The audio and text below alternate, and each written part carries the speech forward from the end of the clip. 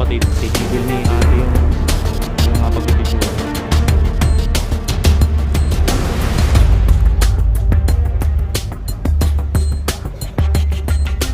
Ito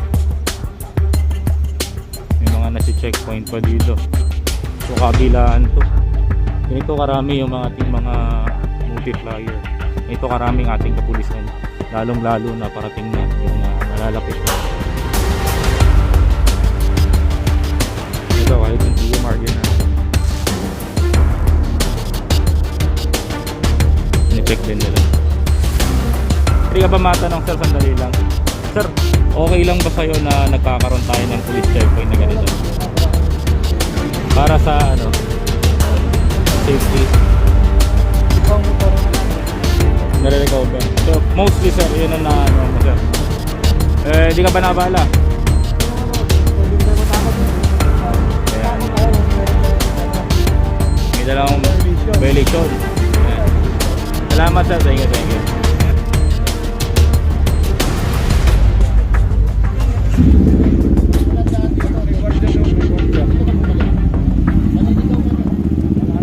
Sir, pwede ba matanong sa'yo sir? Pwede ba magtanong? Okay lang? Sir, bilang isang joyride rider, sir, gaano kasi ang may checkpoint para sa'yo bilang isang motorcycle rider na mamasada sa tuwing gabi? Safety lang para sa mga customer. Baka kasi ano rin kasi yung case namin, hindi po rin namin alam, baka mamaya baka sindikato o may mga dala rin para mas safety rin din po sa akin. Kasi yung mga ibang joyride, angas lang pero yung rider lang tine-check. Yung pag may dala po, baka siyempre kakabandin po yun.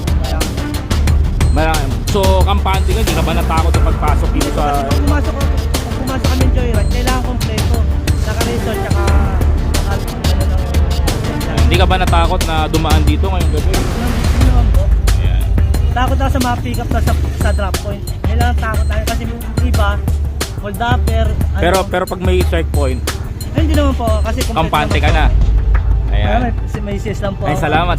Ingat ka sa bahay. Safe ride kapatid. Ito, joyride rider na checkpoint natin dito. Sa mga nagtataka po mga kapatid, papansin nyo po meron tayo cross multiplier. Kasama po rin natin ang isang pulis natin na nag-check ng isang motorcycle. Ganyan po nila inaasikaso at i-entertain yung ating mga nag-checkpoint dito.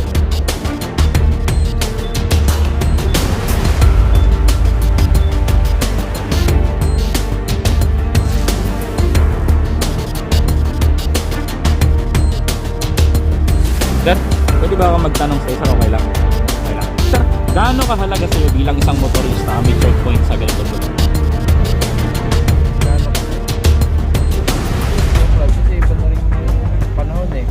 Iba, hindi mo masabi, may mga iba may dalang parin. Kasi iba, hindi man naka-register. Tsaka ang dami na rin mga nagmumotor na walang lisensya. Kaya mas okay na yung parang may dalang checkpoint. Mga kamusing na. So ikaw naka-big bike ka. Sabing iba minsan naaabala daw sila. Pero para sa'yo okay lang. Okay lang naman. Meron din tayong kasamang DMRU. Sir, pwede ka ba matanong sandali sir? Sir, pabor ka ba sa ginagawang checkpoint ngayon sir? Dito. Ngayon mag-e-election sir, ano ba ang nagiging halaga nito para sa inyo? Bilang isang motorista, di ka ba naaabala? Hindi naman po.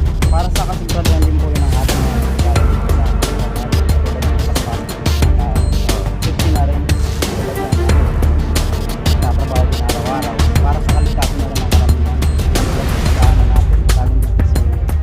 So dito kahit na madilim, kahit na alam mo medyo probinsya kasi first time ko nakapunta dito. Kampante ka pag may checkpoint tayo. Ayan. Maraming salamat po sir. Thank you po sa inyo sir.